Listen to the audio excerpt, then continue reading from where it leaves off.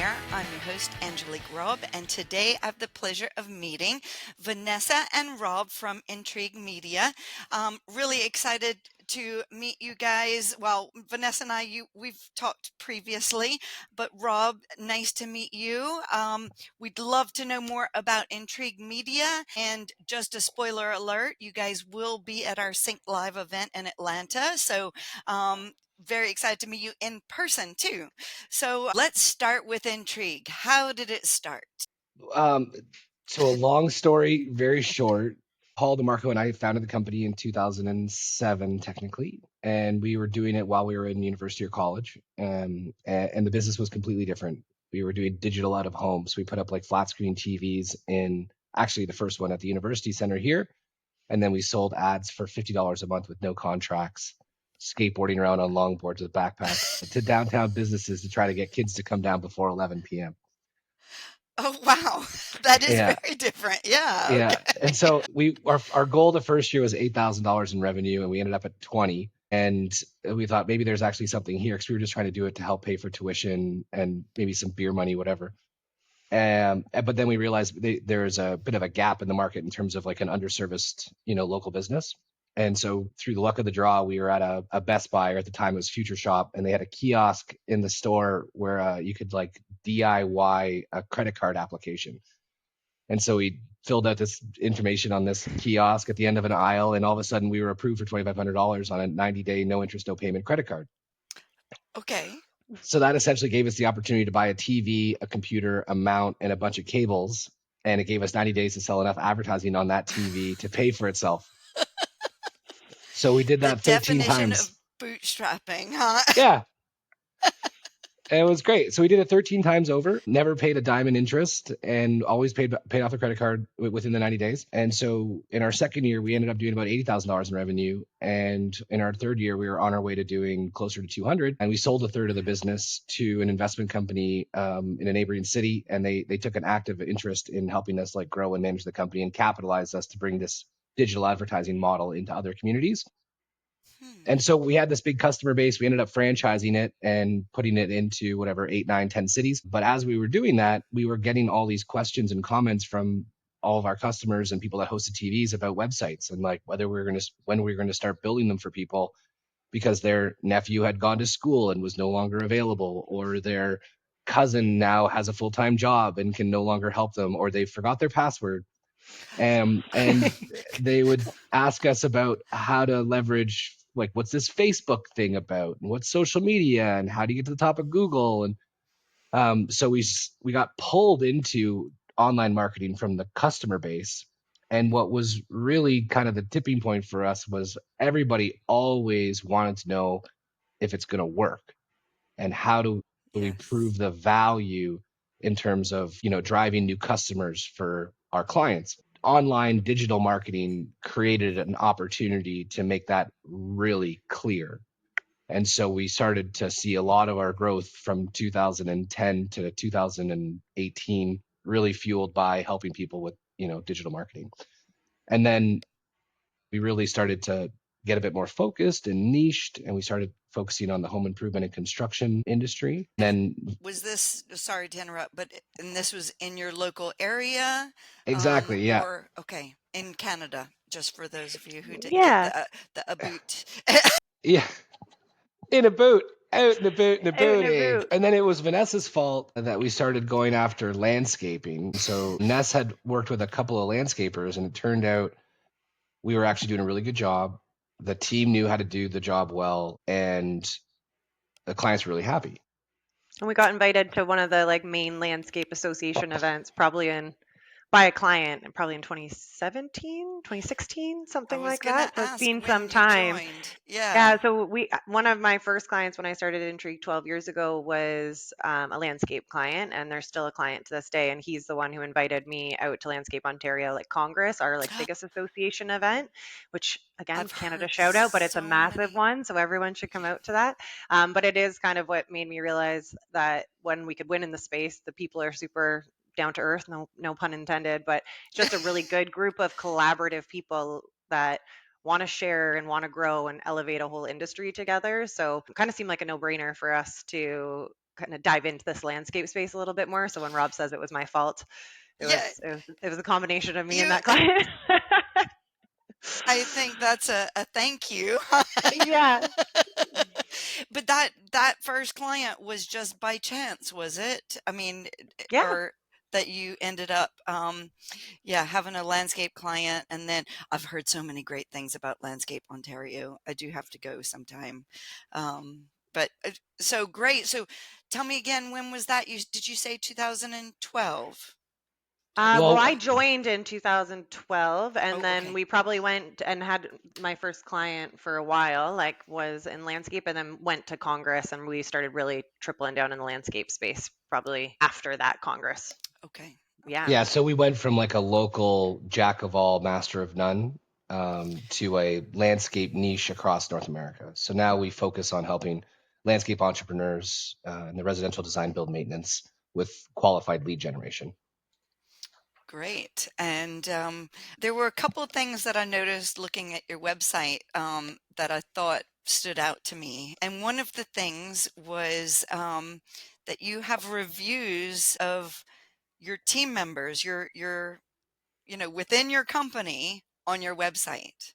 And I Mhm. thought, oh my goodness, it just stood out to me as being quite unique that it's people within the company talking about your company. Um, and I really like that. And I think that that's a great example of building a good culture and showing it off. So, what made you decide to do that? Is that something that you've always had on your website?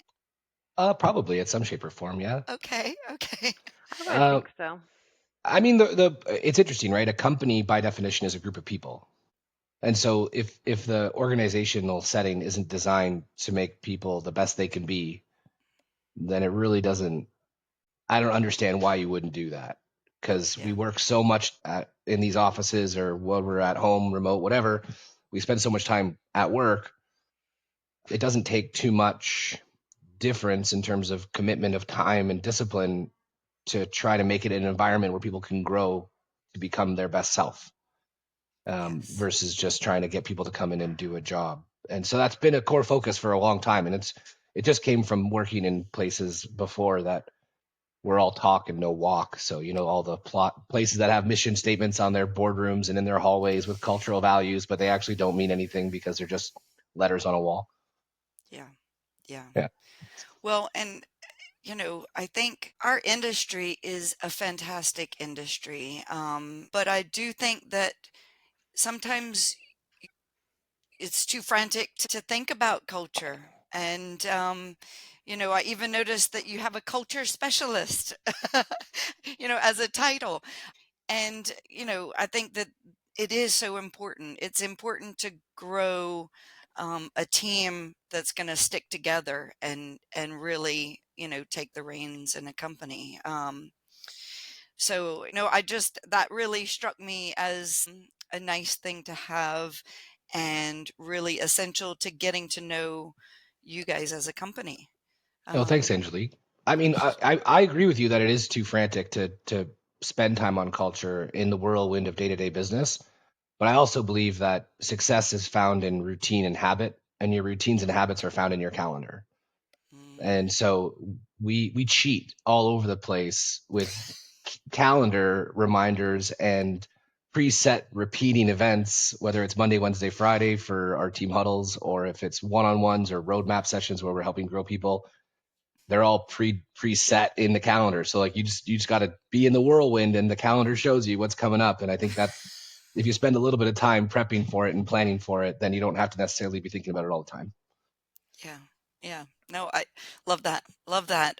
Yeah, walk the walk, talk the talk. And it is something to be said about like showcasing the team and what we're all about, because then if you can showcase what we're all about, and similar to our landscape clients, we talk about this too, like we use our social a lot for like internal things and like posting about the team and things. And we've had people contact and be like, we want to work for you. It seems like such a great place to work, just because they've been following along on the social side and like get a Mhm. taste of the culture. But if you can lead that way, then you'll typically attract people that believe what you believe. And then that's kind of what continues to foster that momentum and using calendars and structure and habit and all those things, but just makes it so that you can work with fun people and have a good time, which is what we all want, right?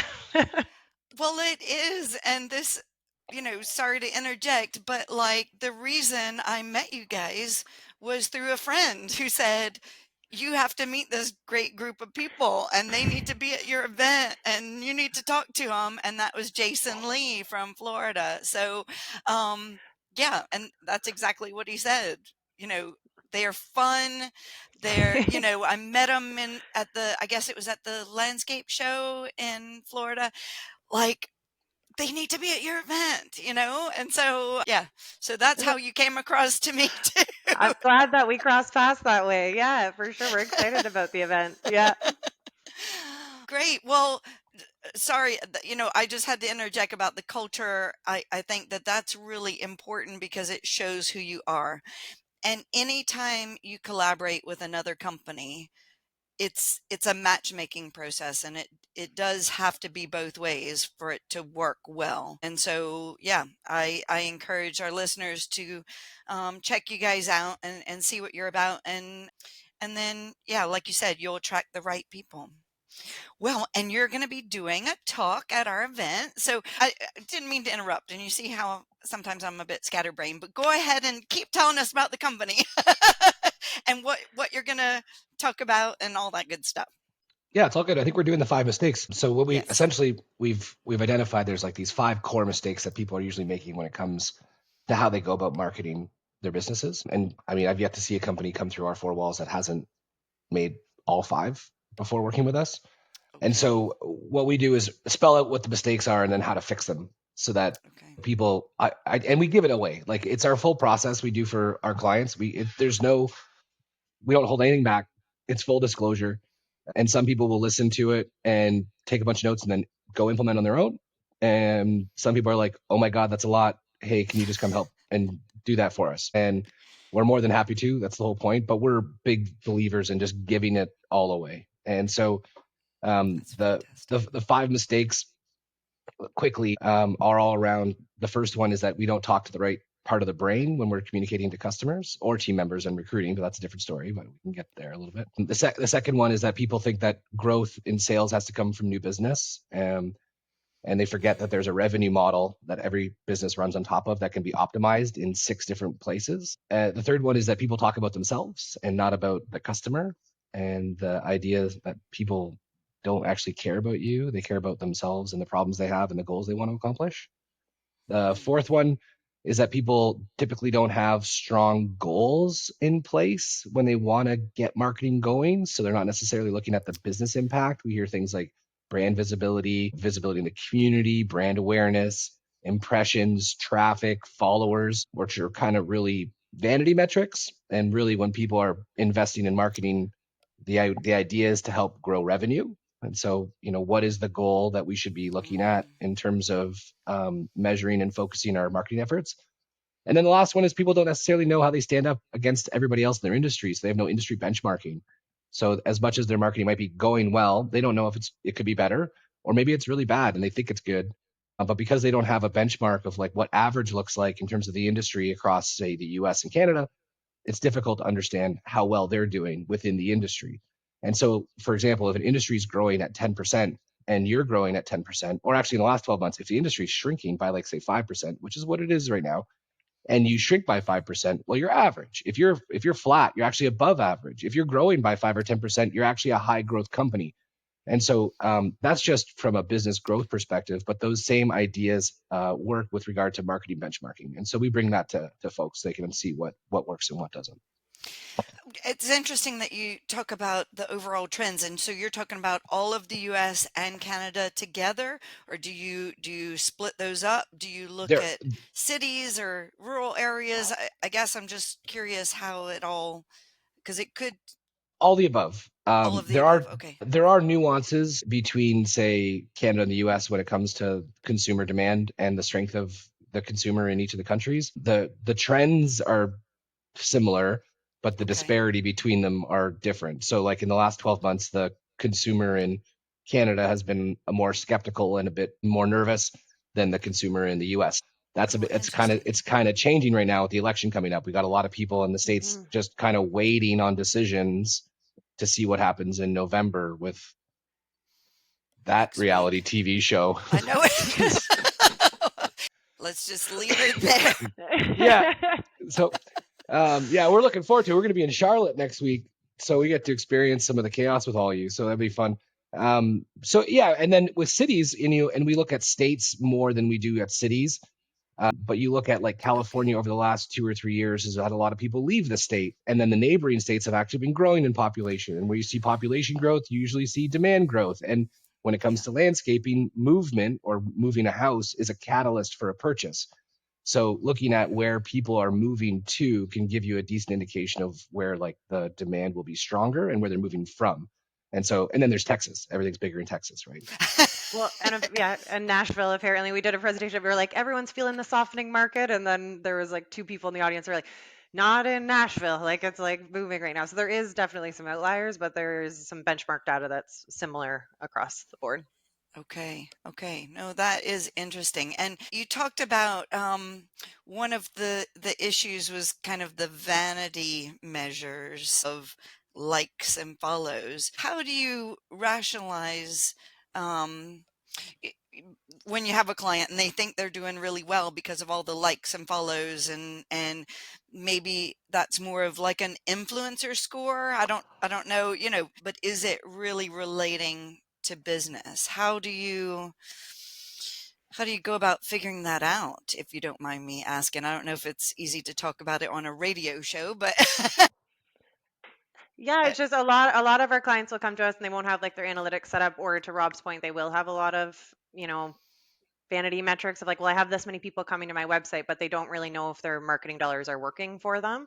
So they are like, I'm putting this money in. I see these like numbers, impressions, visions, but like I don't actually see any of the leads, or I don't know where the leads are coming from. There're not enough of them. There's not enough quality.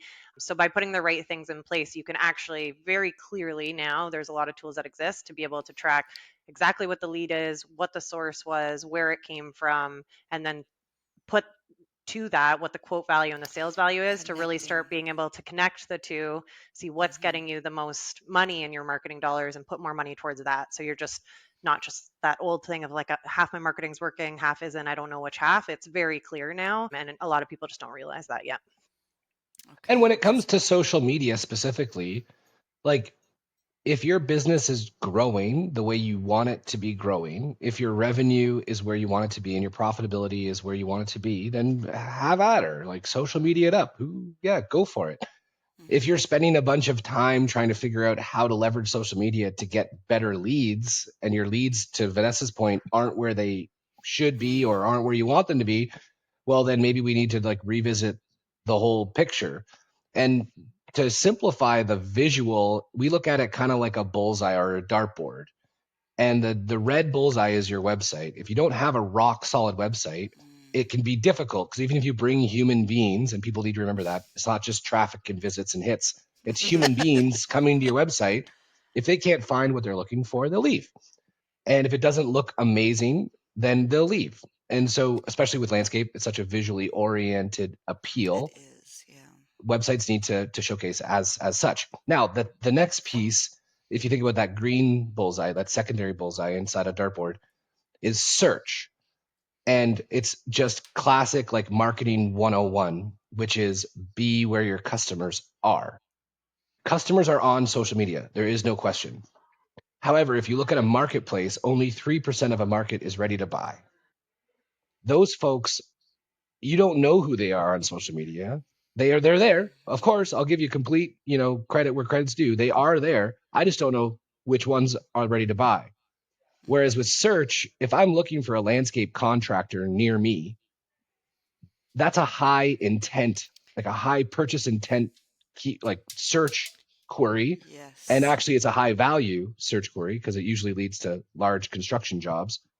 I want to make sure I get found when someone looks for that. And what we Yes. find typically with landscape businesses, say between 2 and 5 or $2 and $8 million in revenue, a marketing budget of like 50 to $80,000 is not going to tap you out of getting Google searches. So when we look at working with folks, we want to make sure that we're getting found anytime someone looks for your service. And if you have a larger, more robust budget, that there's a lot of opportunity to leverage social properly. But in terms of staying focused on where your customers are, we usually focus on a website and either paid or organic search. And then out from there as, yeah. You got it. Well, and I, I have to say that not everybody has an updated website either. No, I don't know if you've noticed that. a So, little bit. yeah. So, yeah, no, that's a really good point. And we also don't have unlimited resources, any company, and I think you hit on a valid point. It's like you could be doing 10 things today to get the word out about your company when actually you don't know if those 10 things are actually driving buyers. And social media takes up a lot of effort and time to get views. And so, how are people balancing that with what leads are coming in? I think, yeah. Yeah, well, and like if you really get down to some basic fundamentals of sales and marketing, like having a landscape business owner at high profile fundraisers and at the private golf club in the local community, probably a good idea because you got high value customers. And it's again, be where your Yeah. customers are. So we don't have to overcomplicate it, but I think sometimes when we say social media, people start to glaze over. They don't know exactly how to approach this whole thing, and they won't pick up their phone. So it's like, one of the biggest issues we have, we do a bunch of call recording, is that our clients don't pick up their phone when we generate a lead, and they're worried about what TikTok video to produce when we really just need to kind of sometimes simplify and get back to the basics. Yes, and answering your phone or having some way to capture it otherwise. Get hold on to that lead and get back to them within a short amount of time. And a lot of So, people won't like leave voicemails or anything either. So when we talk about like what's a point of difference for you compared to your competitors, like if they work with you, and sometimes in like our sessions, people just be like, "We pick up the phone." I'm like, it is such a big difference. And our tracking tools also do like transcripts of all the leads coming in through phone calls as well, so we can see how many like calls are okay. missed, and if the call's missed, the chance of them leaving an actual voicemail is low. So a lot of people just assume that if the phone's not picked up, someone's going to leave a voicemail. Not always the case, actually, most often not. I'd say like 75%, if not like 100%, aren't really leaving a voicemail, or 99, and then they just go somewhere else, right? So that's just a lost opportunity. You're putting money into your marketing, and like losing it on the sales side is tough. Is well, you're like you said, you're wasting money then. Yeah, Hmm. that was a hot lead. And what do you think? What's the solution for? I know it's just picking up the phone, but it sounds like you have some tools that you talk to clients about on how to be more efficient with the leads coming in. Did I hear that right? What do you recommend if they go, "Oh, I'm too busy to answer the phone"? There is services that exist. We've a common problem. We've even talked about like how do we support this a little bit more. There are services that exist that have somebody that does pick up your phone. Like if you aren't able Mhm. to, there's also other tools like we have at our office. I think it's just through Zoom, right, Rob, where it'll ring on someone's phone twice, and if that person doesn't pick up, it goes to someone else's phone, so that it's not Oh, always dependent on one person answering it, which can be helpful. Did you yes. want to add to that, Rob? Yeah, well, I mean, there's again, to simplify this, if you're too busy to answer the phone and you're not making enough money to hire somebody to answer the phone, then you're not charging enough money. So if you're too busy to answer the phone, that's an indication you need to hire somebody. And if you don't have enough money to hire somebody, that's an indication you're not charging enough money. Yes. So if you're too busy to answer the phone, give yourself a pat on the back. Job well done. You're on the way to growth. No, but seriously.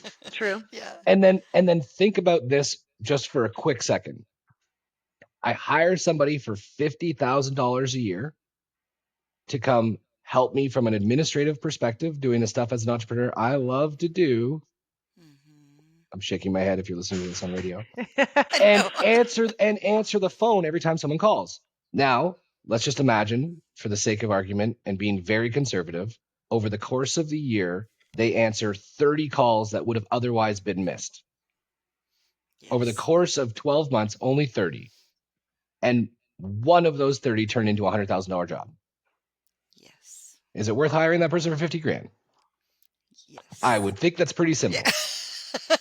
No, but it's great to spell it out that way Mhm. because it's and I think we're a busy industry because the weather throws things at us that we don't expect. We're always having to pivot.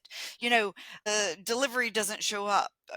Things happen in our industry because we're outside because there's a lot of balls that we have to have in the air and juggle.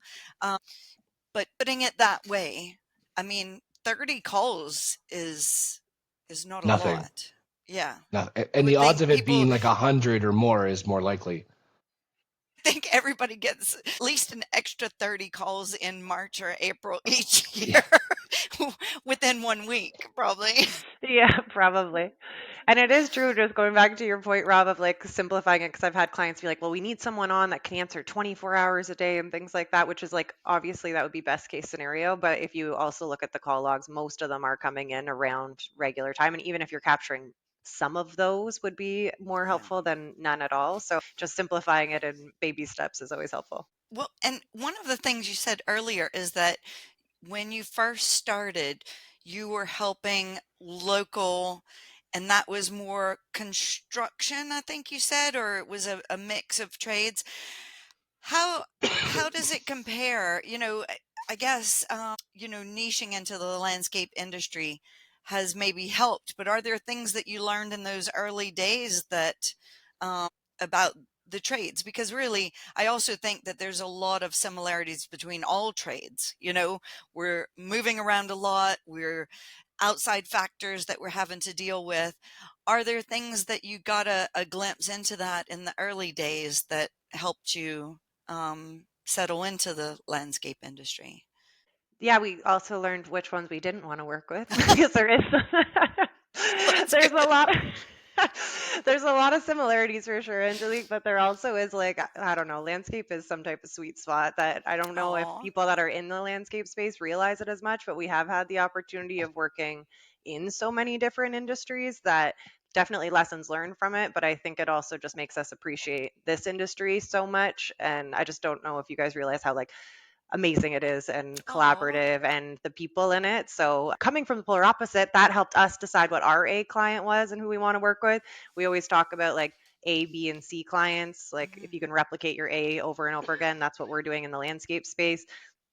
B clients, they're there, maybe home improvement construction that we can move up, or someone in that middle ground. And then there's like the C clients, the complainers, the ones that you don't necessarily want to work with, and how to move away from them. So this niche has kind of just been a happy spot for us. I don't know if you want to add anything there, Rob. Yeah, I mean, there's a bunch of stuff. So, first of all, I completely agree that the green industry is more open and like Mhm. work hard, play hard than most industries. So we went after the HVAC space for quite some time, and we found out maybe 12 months in that we're like, we can't work in this space. Everybody is so cards to their chest. They're all a little bit Interesting. cynical. There's some really big players that dominate from like a manufacturing perspective. So like the Carriers and the Lennoxes of the world Yeah. have a lot of influence over how people operate. And so it just didn't. We had an HVAC podcast, like we have a landscape podcast, but the HVAC podcast was like people didn't want to share their successes, whereas like landscapers all share everything with each other, even if they're competitors in the same neighborhood. So for us, being open and community minded is a big deal. And I think we also just hit the landscape industry in a time that's really cool because the professionalism of the whole industry has been really gaining a lot of momentum. So in 2019, we did a talk and I asked, who here has heard of Simon Sinek Start With Why, or Jim Collins Good to Great, or Seth Godin, all marketers or storytellers, or Purple Cow? And it was like crickets. And then we go to a room in Louisville, and like half the room knows these people, are studied, or these people. Like the professionalism has really elevated over the last 5 years, and so it's been cool just to witness and be part of. Mhm. That is a great insight. And that's still quite a short time, 5 years worth of change. Yeah, I think it's great to hear your perspective on that, because I think you're right. And that's what, we see that, there's so much room for growth, and it's really exciting to be in our industry right now. And I think, COVID, although an unfortunate event, it actually helped, maybe have us focus a bit more on, how valuable we are to the rest of the public, and the public maybe see us as how important we can be to their everyday life too. So Yeah, it's a well, and great I and time. I, a big thing too is like, and I think a lot of landscapers missed the opportunity. So if you're listening, hopefully you can take this one.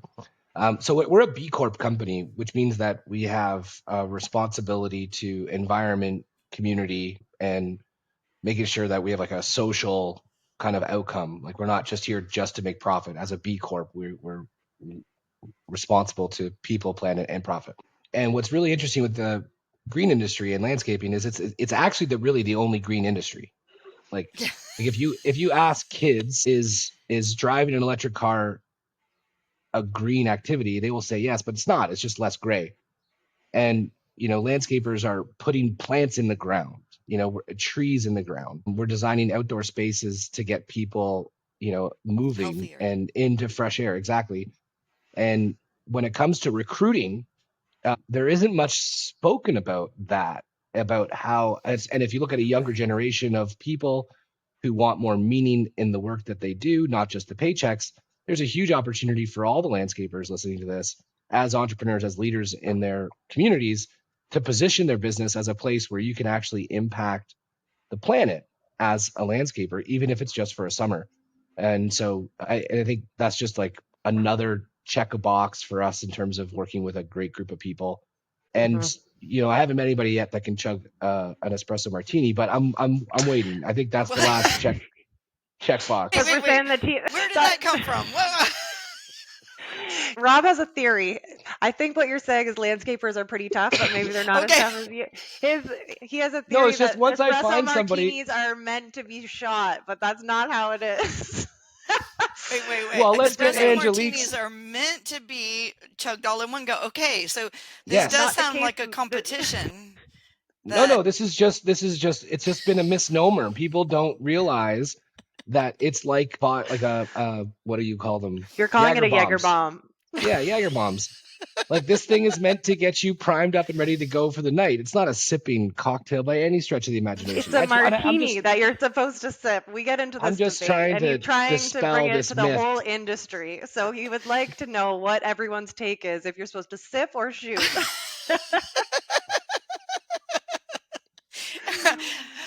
well, maybe we're gonna have to test this at Sync Live. I think so. I Yes. think there could be. I feel like this could be something good. We're trying to start a movement here, Angelique. Well, I am all for it, and as long as I don't start dancing on the tables, then I'll be okay. But I don't know. I could do Well, that with you. yeah, okay, okay, good, okay, deal. I totally agree, Rob, about our industry. Our what can the industry that can make a difference with connecting nature and the built environment. Obviously, we can't do without buildings. I love architecture, but what I love about what we do is we're sculpting the land to take the rain and filter it through our soils and provide fresh water for the rest of the earth. And we're growing these plants that absorb CO2 so we can breathe better. No, it's such an amazing industry that a lot of people don't even understand the impact that we can have, which is why, design, construction, horticulture, all these things, the longer term maintenance, it can all be done better and better each day. And we can also shout from the mountaintops about our industry if we all do it together and Hmm. we join forces. And I think that the power of collaboration and sharing is really what will get us there. I really believe that, and I just really concur with what you're saying. We're working to get a lot of the local colleges and some education alliances at our event in Atlanta, because I do believe that's also part of the engagement for the future, our future workforce. And we shouldn't have a labor shortage if people really understood what we can do and the power of what you can do. So, Agreed. I think when well, you let's said you do this. really, Let's fix this. Yeah. well, I think we are, but I think people are though. Like the conversation is happening more than it did before, and I think it's really on everybody as at an individual level to start bringing this forward to their communities and to find great people. Like I can't think of a better job to get toned and tanned in the summer if I'm Yeah. at college. Like I'm not even And you're joking, getting but like get it, paid instead of having to pay a gym membership, you know? you know. Anyway, I just think Just there's efficiencies. Just efficiencies. now I don't mind the farmer's tan, I guess. That's different, but anyway, I just think there's a huge Okay. opportunity to your point to get a lot of people engaged in the industry. Well, yeah, I totally agree. Well, this is going to be fun. Atlanta is going to be a blast. We're going to name this podcast Espresso Martinis. Nice. Yeah, and People have to listen to if the you're end to coming, hear. we'll go through the 5 mistakes in detail and teach you all how to fix every mistake. Love it. Love it. Well, thanks for sharing, and thanks for signing up to come to our event, being a speaker or speakers, I should say. And it's been great having you on the podcast today. And can't wait well, I'll see you guys at Elevate because I'll be there too. And Sweet. Amazing. we'll meet in person. But yeah, look forward to hanging with you guys and learning more about you. Thanks Awesome. for Thanks for Awesome. coming having on us on, today. Angelique. Last plug, I guess, just Yeah, while go for it. we got folks here. If you want to check out our podcast, we have the I Am Landscape Growth podcast, and the whole theme of the podcast is what's the primary growth constraint holding entrepreneurs back in the green industry. And we interview entrepreneurs, association members, and directors, business coaches to provide like a really great, kind of wide perspective on what people see as the growth constraint holding these entrepreneurs back. So it's worth a listen for sure. Check it out. Fantastic. Do you want to say what your website, how to contact you? It's Rob Murray and Vanessa McQuade. You want to give your contact Yeah, if you details, go to please? intriguemedia.com and then you can contact us there. You can see the podcast, or you can also, if you have something to share on the podcast, submit, and then we can do an interview to see if you can come on the podcast. Would be amazing. We love getting everybody on. And then, yeah, you can contact Vanessa at intrigueme.ca. You can just shoot me an email as well. Great. Yeah. Great. Well, thank you Awesome. guys so much for coming on, and I look forward to meeting you in person. Thank you, Awesome. Thanks, Angelique. Angelique. Thanks.